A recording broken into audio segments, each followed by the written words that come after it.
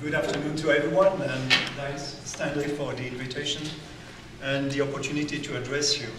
I'd like to propose you an assertion which is pretty straightforward from my perspective. Today's food is mostly unhealthy and mostly unsustainable. The food of the future is plant-based. In this world, we have a variety of eating habits, and the graph here is drawn from a recent study by the World Resources Institute. And it shows the patterns of protein intake according to regions. And you can see there are big differences. The green is plants, the red is meat. You can see that a country like India first has a protein intake which is roughly speaking what we need from a nutrition viewpoint, but also that it's a mostly plant-based nutrition. And you see on the same graphs, at the other extreme, you will see USA, Canada, Europe, with a very high intake of animal proteins and a too high intake in proteins, period. But the real problem that we are going to address is what is our food and our habits in North America. And no, we are really screwed up regarding food, and this is, this may be a bit of an exaggeration, but it is something you will see pretty regularly, this kind of attitudes in fast food places. So not only do we eat badly, but we have obesity, it's of course linked, and we have stress, and we are far too less active. Most leading causes of death today are linked to food. This is science proven. It's clearly proven, and this is heart disease, this is stroke, this is type 2 diabetes, emphysema, cancer, Alzheimer's, kidney failure, chronic liver disease. These supposed chronic diseases, because some of them are pretty fatal, it's not very chronic when you die from a heart attack, but these diseases are linked to food. Have a look at the trend regarding coronary heart disease. That is in the US. You see, in a matter of 15 years there, you see this gigantic increase in the prevalence of these kind of diseases, stroke too, and diabetes is, of course, there where you see this highest increase. So between 1958 and 2009, it goes from about 1% to nearly 8% of the population. This is all made by ourselves. This is not a meteorite that came up. It's not like the extinction of the dinosaurs. You see, this is man-made. You see, Scott Jurek is a legend in terms of ultra marathons, ultra endurance athlete. And this guy has written a book about eat and run, and he's a vegan athlete. He's one of this growing number of vegan athletes. And he's an amazing guy. And so I read that book, and all of that started, of course, triggering questions, you see. And also, I was starting to make connections with my past background. I have a background in engineering and agriculture. As a development economist, I was lecturing at University of Brussels for several years, and I worked in natural resources, forestry, also agricultural development in developing countries, and all of that started connecting.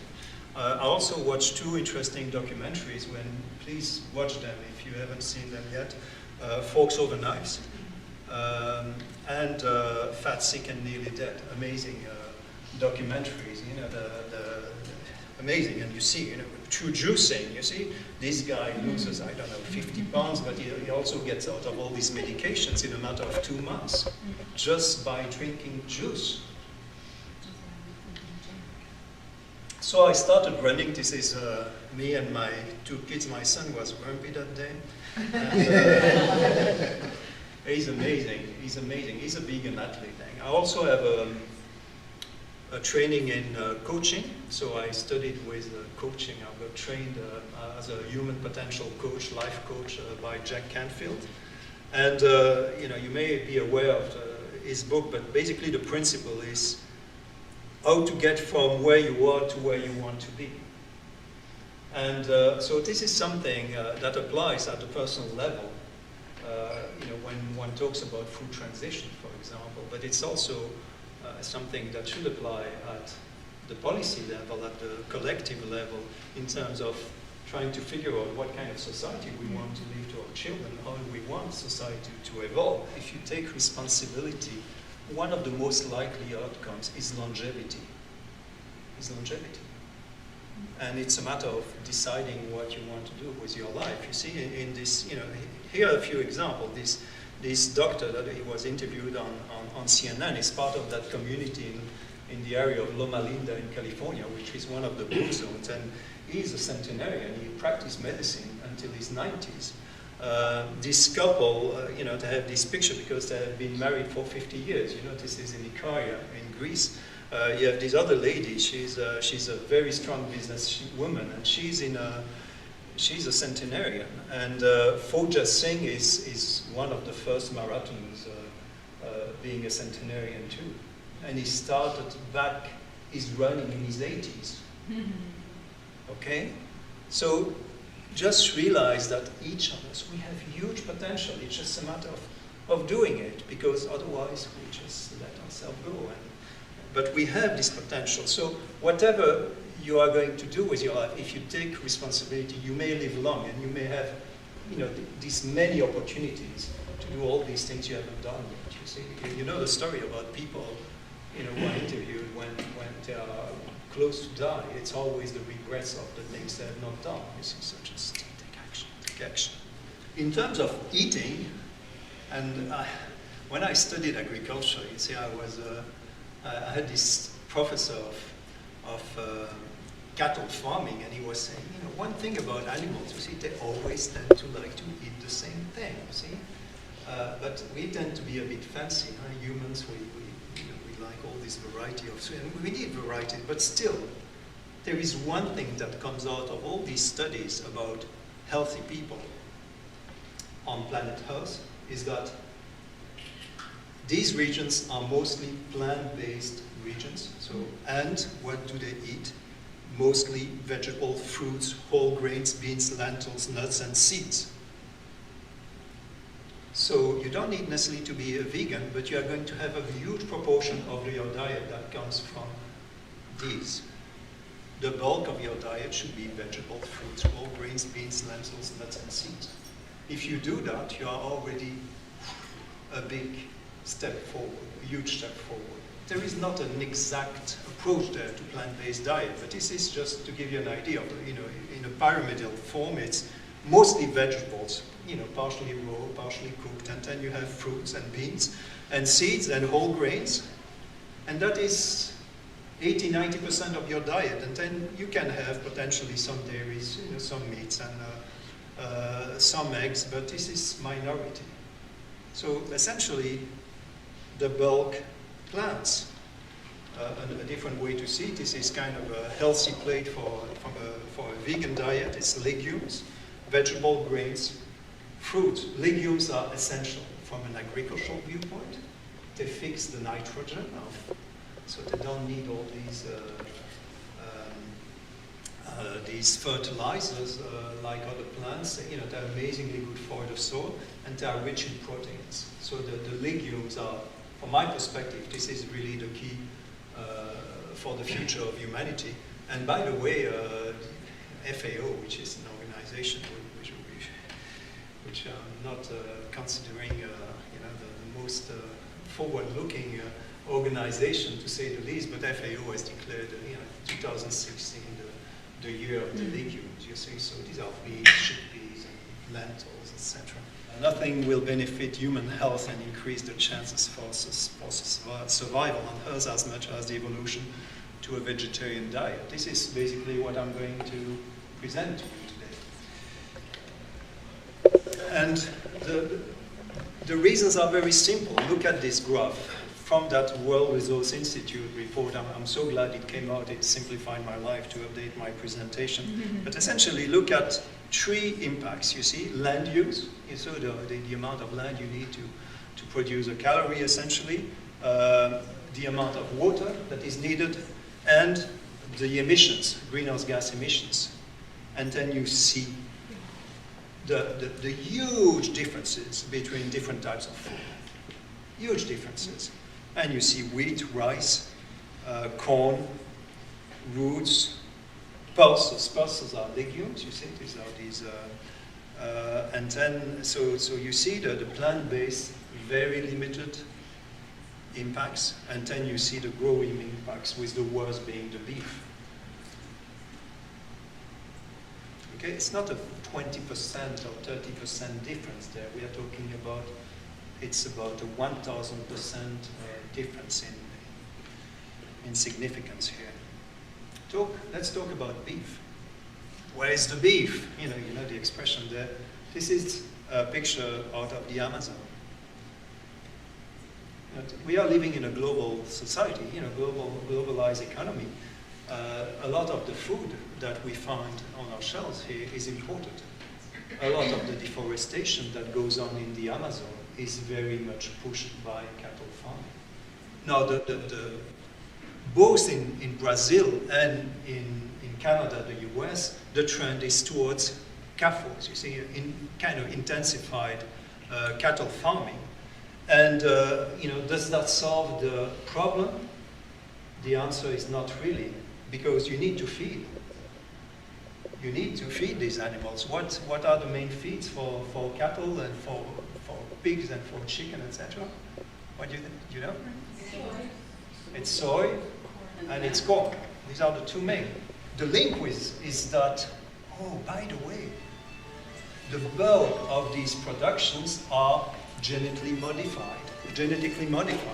So you have the clear link between the GMOs and essentially our food habits. So most recently, 94% of US soy crops is genetically modified.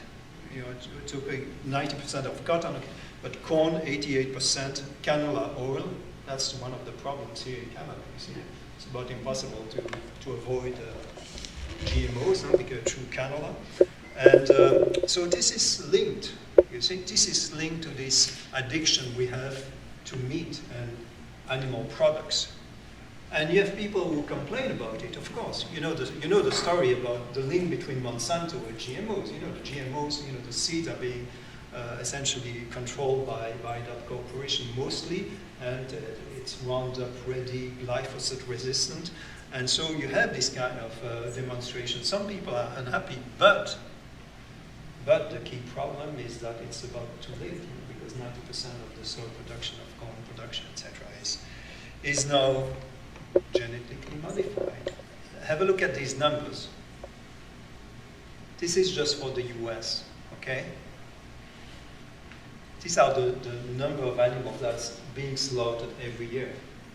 We don't need animal products for health. We don't even need that. This is what is slaughtered. And look at the chicken thing. You see, I mean, it's 8.8 billion. This is just on an annual basis, and this is an underestimate, by the way. It's an underestimate. Vast under, but I won't get into the details here. If you want to learn about, the treatment of animals, my suggestion: watch that documentary. Be awake there. It's going to be very tough on you, but this is a very, very powerful documentary. There is no end in sight, and the only approach there is a dietary shift. And this is, you see an example where you see if you shift from the average US diet and you go towards a vegetarian diet, you are going to reduce by about 50% the need for agricultural land, and you reduce by 2 also greenhouse gas emissions. Now, these were French researchers, I think, working with the World Resource Institute. So they didn't even dare talking about a vegan diet. You see, that's too extreme for them, but that would be even lower in terms of impact.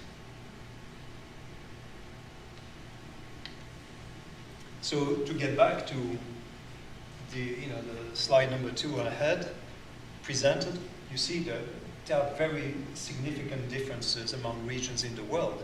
But you see a place like India is okay. The worst thing that could happen is that they start thinking, oh, we should eat like the Americans, you see? But essentially, then you have places like China, Brazil that seem to be not under control, and then you have the US, European Union that may have reached some form of plateau or whatever, in terms of this huge amount of meat consumption, but there is a huge potential to increase the green and reduce the red in the graph there, you see? To move towards plant-based diet. You get that, huh? That's basically what is at stake. So from a public policy perspective, if you transition an economy, a region, towards a plant-based diet,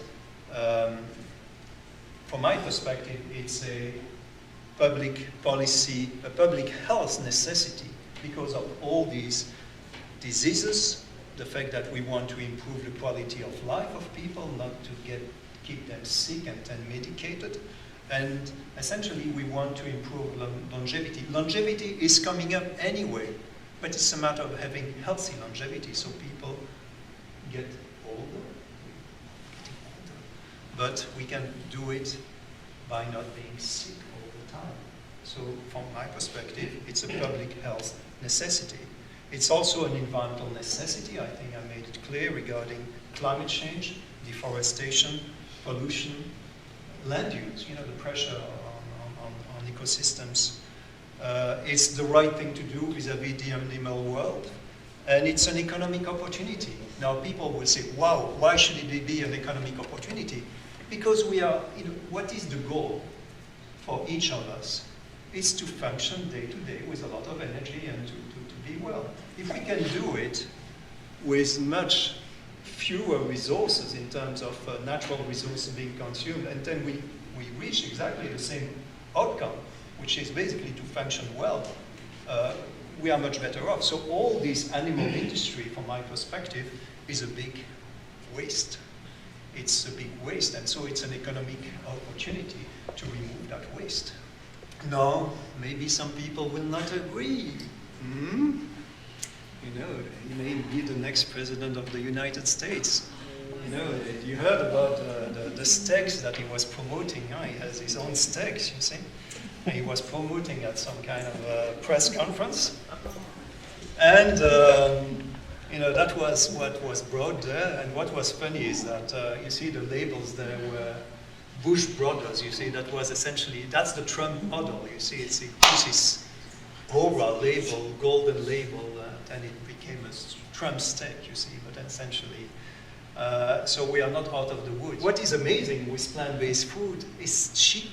It's much cheaper because meat is expensive. All the dairy products are expensive, the cheese is expensive, all these things. So when you limit it, by the way, we reduce it dramatically, you reduce your expenditures. So you can live $50, per week on an individual basis, you see, by eating plant-based and quality plant-based nutrition, you see. Look at the public expenditures in Quebec. This is 50% is health. 50% is health. And then you have a quarter which is education. And we know that we need more money in education. We know that the universities and the schools, and that's basically health is basically crowding out all the other sectors. Now imagine if we could prevent all these diseases, because most of the expenditures are linked to chronic diseases, people aging badly. That's basically what it is. So if we can reduce that, look at what your income tax return could be, you could end up paying fewer taxes, or repaying the debt, or having more money into education. This is a health priority. Food is a health priority. Who has heard about that in the news? Who has heard about that from politicians, that we should move people out of junk food and get them to eat their salads and plants and kale and smoothies? Who has heard about it?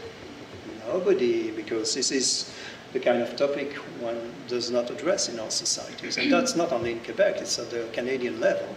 At least in the US there is a bit of discussion about it, but in the US, in Canada, there is nothing. Nothing. And look at this guy. Look at the guy on the right. His name is Jim Morris. He's well into his 70s. And look at the Terminator there in the middle. So you see, this is a vegan athlete, and well, look at this guy. Amazing athletes, vegan athletes, and they do it for performance. They do it because it's an ethical lifestyle, but they do it for performance too. Long distance runners. This is my favorite couple. This is a couple from Australia. They did something that is unbelievable. They did the round of Australia, 1 marathon a day. Wow. In 2013. That was kind of a retirement project. They are both in their 60s, and the lady is a cancer survivor, and she essentially decided not to seek any form of chemical therapy for the breast cancer. She did it by changing her diet and to go for a raw vegan diet. And they did that round of Australia. They didn't get any single injury, and here they are. So your potential is huge if you fuel yourself well. And this is a living example of that situation. About the stars. You see, for example, in Los Angeles, you have this very big presence of a vegan, a very big vegan presence, and people, they want to stay young. You see, Sandra Bullock, I think she's my age, and she's on a kind of this raw vegan diet, and she practices yoga, and that keeps her young. You see, and it's basically because we can decelerate aging. We can. By doing the right thing from a nutritional viewpoint and from a lifestyle viewpoint. Now, convince this guy. Convince this guy. That's the recipe for Canada. I don't know what he's eating, but I doubt he's unaware of all of this. Bill Clinton had this multiple bypass and was told, hey, you need to change your diet. So he turned his diet, and he became a vegan or vegan, you see. And so there is awareness, but he did that well after he was president. Now it's becoming trendy to be vegan, you see, and this is Miley Cyrus with a pig, and apparently the pig lives and stays on the couch, you see. And so there is a bit of a trend, you see, that the late Prince was apparently vegan too. We were at the Vegan Fest last year, and that was pictures I took from the line, you see. Okay? It was incredibly popular. People, young people, they really are interested. They don't know necessarily how to do it, but they know there is something wrong, you see, and there is a movement potentially there. And let me complete with this quote from James Cameron. You can't walk in the world of the future, the world ahead of us, the world of our children, not eating a plant-based diet.